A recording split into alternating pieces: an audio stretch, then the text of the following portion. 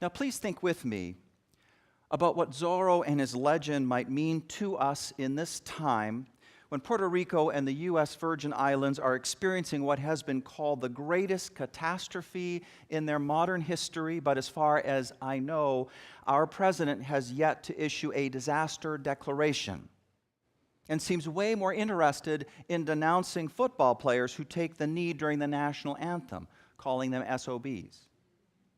In this time, think with me, a time when some have power and don't seem to be using it justly, and others are powerless or they feel powerless and they suffer. A time when public wrongs are not being righted by the authorities and the powers that be. Zorro exists for such a time. Such a time calls for Zorro. But we know full well that there has never not been such a time. Such a time has been always, and there have always been fighters of legend, figures of legend who rob from the rich and they give to the poor and do justice and they love mercy even as it upsets the apple cart. But in our time, the 20th century, the 21st century, Zorro has been one of the legends like this. Writer Johnson Macaulay introduced him to the world in 1919 as a story in a pulp fiction journal called All Story Weekly. And that story he published in that pulp fiction journal was entitled The Curse of Capistrano. That's what it was. I think that's kind of dramatic, don't you? This is when we first meet up with the masked man in sombrero and cape, who is as equally skilled with the whip as he is with the sword. But now we need to look beneath the mask, so to speak, of this fictional story in order to see the truth. Johnson Macaulay sets the stage for the Zorro stories in California in the late 18th and early to mid-19th centuries, when California was undergoing dramatic changes. Spanish rule gave way to Mexican rule, and Mexican rule gave way to American rule, and an influx, a rapid influx of Anglos into the state. And this brings us to one of the true historical figures that Johnson Macaulay had in mind as he was creating the Zorro legend, the outlaw Joaquin Murrieta. In the 1850s, American Anglos were migrating into California for various reasons, including the gold rush, and they felt entitled to the land. That's what power does to people. They feel entitled. They feel superior, as people with power do. Lightning quick to notice any sort of mistreatment when it visits them. But when it happens to other people, when trouble visits other people, well, powerful people are slow as molasses to notice. The entitled Anglos they poured in, and the Californios, the descendants of Spanish, Mexican, and or Indian settlers of 1770s California, they were being pushed out. And the thing we know about poverty and powerlessness is that it can distort the mind too. You learn fear. You don't claim your dignity and insist upon your rights because you fear, often correctly, that what little has been left to you, that's going to be taken away. Or, if it's not fear that is distorting your mind, it's the intolerable feeling of dissonance, where you know that you are disadvantaged and you know that it is totally unfair that should be so, but this is the way it is. And you don't know how to get out of it. You don't know how to change it. So what you do is you change your mind. You can't stand the discomfort of the dissonance, so you change your mind and you find a way to justify the status quo. You get lost in a conspiracy theory. You blame the oppressed. You congratulate the oppressor. Anything to dull the dissonance that feels so bad. Can I hear you? Are you following me? Thank you. Come on, I want to hear some more energy there. This is Zorro, woo! You better believe that for a lot of these Californios being pushed out by the Anglos, they let it happen. They were too afraid to resist, or they justified its happening. They told themselves a story about how that was just perfectly okay for them. Maybe they even blamed themselves. But not the Californian named Joaquin Murrieta. Nothing would stop him from singing freedom. He gathered a group of men around him, and this group attacked Anglos whenever and wherever they could, and that is what happened. That is where the legend comes from. They found him eventually. He was hung. But the legend survived his death. It only grew with the publication in 1854 of John Rollin Ridge's book, Life and Adventures of Joaquin Murrieta, the celebrated California bandit. Zorro is a symbol of real people like Joaquin Murrieta, who somehow escaped the distortions that poverty and powerlessness can create in the mind of the oppressed. He was not afraid. He did not dull. The dissonance that he felt, it only sharpened his senses. He sang freedom. He would not stop. Zorro's legend may be fictional, but there are underlying facts that led to his creation. And we can even go beyond this to talk about Zorro energy and all the times we have witnessed the fact of it unfolding in real time. When public wrongs are not being righted by the authorities and the powers that be. So, a Zorro-like individual or a Zorro-like group or a Zorro-like community, they engage in civil disobedience. They engage in nonviolent protest. And regrettably, sometimes they engage in actual violence. So I want you to consider with me Henry David Thoreau, imprisoned in jail in July of 1846 because he refused to recognize the right of the state to collect taxes from him in support of slavery. Writing about this in his ageless work, Civil Disobedience, he says, "If the injustice is part of the necessary friction of government, let it go, let it go. Perchance it will wear smooth. Certainly the machine will wear out. But if it is of such a nature that it requires you to be the agent of injustice to another, then I say break the law. Let your life be a counter-friction to stop the machine. What I have to do is see at any rate that I do not lend myself to a wrong which I condemn. We must disobey unjust laws, or else we are allowing them to continue to hurt others. Certainly, we must break a law that requires us to do evil." And I call that Zorro energy, right?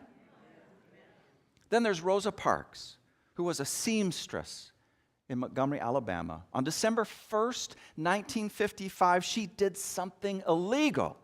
She sat down in the front of the bus in a seat that was reserved for a white person. She was arrested.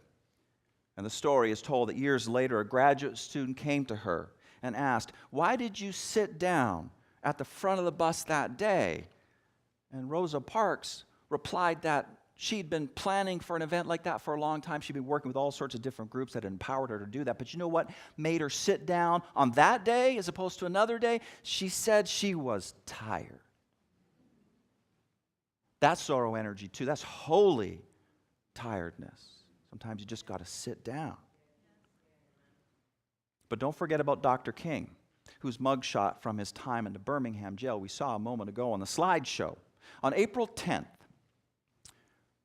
Circuit Judge W.A. Jenkins issued a blanket injunction against parading, demonstrating, boycotting, trespassing, and picketing, even though there was ample need then, as now, to do just that thing. Dr. King marched, and on April 12th, he was arrested. Later, he would write in his letter from the Birmingham jail, saying, "One has not only a legal but a moral responsibility to obey just laws. Conversely, one has a moral responsibility to disobey unjust laws." Can you hear the echo of Henry David in what he's saying? Because Dr. King knew about Thoreau, our UU spiritual ancestor, and was deeply impressed, deeply inspired by the voice of Thoreau all those years before. Dr. King also said this. He said, in a real sense, all life is interrelated. All people are caught up in an inescapable network of mutuality, tied in a single garment of destiny. Whatever affects one directly affects all indirectly. I can never be what I ought to be unless you are what you ought to be. I can never do that. You can never be what you ought to be unless I am what I ought to be. And then he says this is the interrelated structure of reality. Dr. King said, let justice roll down like waters and righteousness like a mighty stream. Zorro energy. And there's so much more. All the Zorros that we have seen. We heard a story from Taryn earlier about the Intercolonial Study Group. Jorge leading these people to organize the power network of joy that they plugged into. That's Zorro. That's Zorro energy. Or those 1968 Olympic runners who thrust their fists high to take a stand for African American civil rights in a year that saw the death of Dr. King, saw the death of Bobby Kennedy. They thrust their fists high, and they were immediately suspended from the American Olympic team, expelled from the village, came home to face death threats. Or consider Bree Newsom. We saw her Zorro energy not long ago, back in July of 2015. The story starts with the white supremacist Dylan Ruth, who walked in the sanctuary of Emmanuel African Methodist Episcopal Church in Charleston, South Carolina, during an evening prayer service, opened fire, murdered 9 people, including State Senator Reverend Clementa Pinckney. And when the victims were buried, the American flag was at half-mast. The South Carolina state flag was at half-mast. But you know the flag that was not at half-mast but was flying fully? You know what that flag was? That was the Confederate battle flag. That flag was still flying full-mast, and it continued to fly that way almost for a month until Bree Newsom took that thing down and was arrested immediately. Zorro! So many of our women here at UUCA were at the Women's March in Washington or elsewhere, and I'm telling you, there's a little bit of Zorro energy and being nasty, right? We're marching in the Atlanta Pride Parade on Sunday, October 15th, because we continue to need Zorro energy to stand up to bullies, to say LGBTQ people are us, they are people, they are our brothers and sisters and siblings, and no one has a right to say they don't belong. Hate has no right. Robert Kennedy once said, each time a man stands up for an ideal, a person, or acts to improve the lot of others, or strikes out against injustice, he sends forth a tiny ripple of hope, and crossing each other from a million different centers of energy, and daring those ripples build a current which can sweep down the mightiest walls of oppression and resistance, whatever the Zorro energy is, big or small. The world needs it. But now I have to address a puzzle. A wrinkle in all of this. I've not done justice to my topic unless I do so. And it's to go back to my observation that being powerful or being powerless can mess with your mind, distort how you see what is happening right before your eyes. Take the controversy around the football player Colin Kaepernick. Did I get that right? Kaepernick.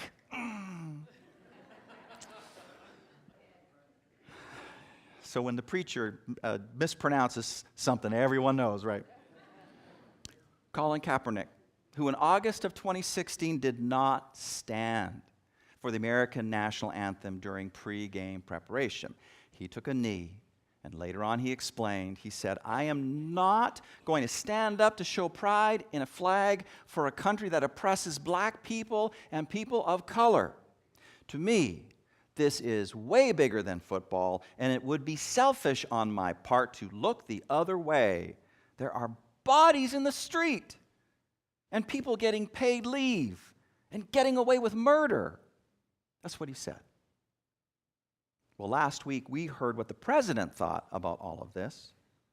Speaking to a crowd at a political function, he said, "Wouldn't you love to see one of those NFL owners, when somebody disrespects our flag, to say, 'Get that SOB off of the field right now. He is fired. He is fired.'"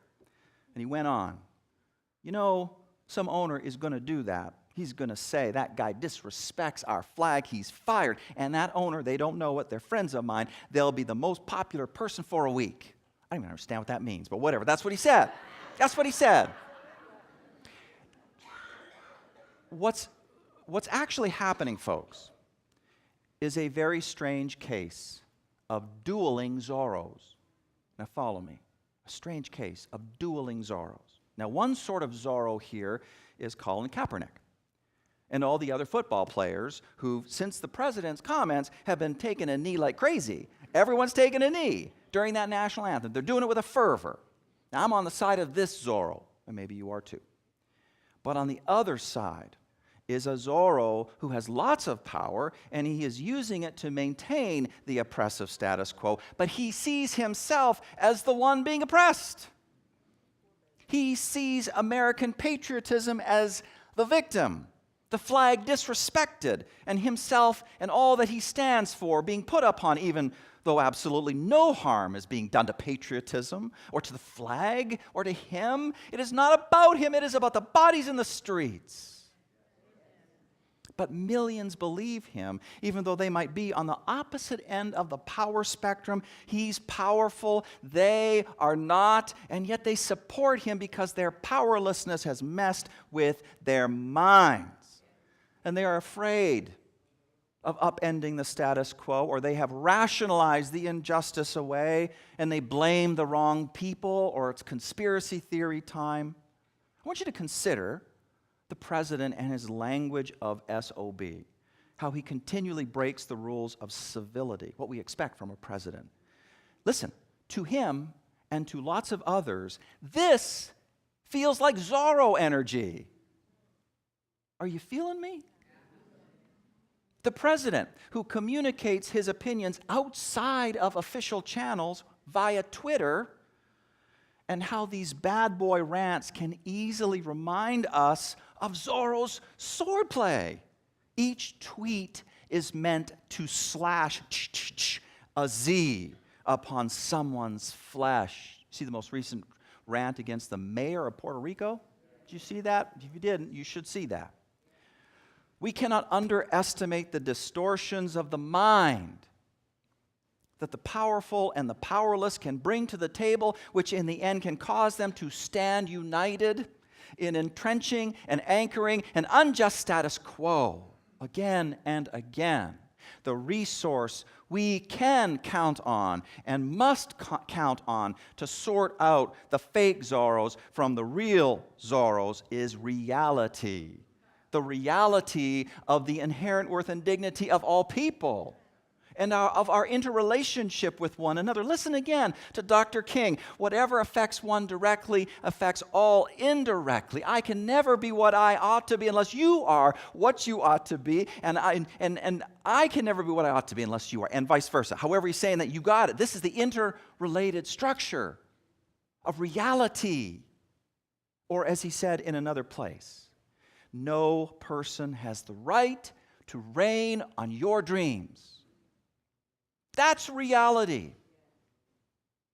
I know the president is a fake Zorro because he does not ground his actions in the reality of this reality principle, but on a principle of sheer hypocrisy and racism. One of our UUCA members, Jason Delaney, had this to say. He said, if it were a bunch of white ball players kneeling during the anthem for breast cancer, there would be no uproar, which is all you need to know. I can never be what I ought to be unless you are what you ought to be. And you can never be what you ought to be unless I am what I ought to be. This is what the arc of the universe is bending us towards. And even if no such arc actually exists, well, by God, I will act as if it does. I will work accordingly. And in the meantime, in this time, when public wrongs are not being righted by the authorities and the powers that be. The legend of Zorro, it needs to come to life again and again. We must turn the fiction into fact. You can do it. We must turn the fiction into fact. Amen.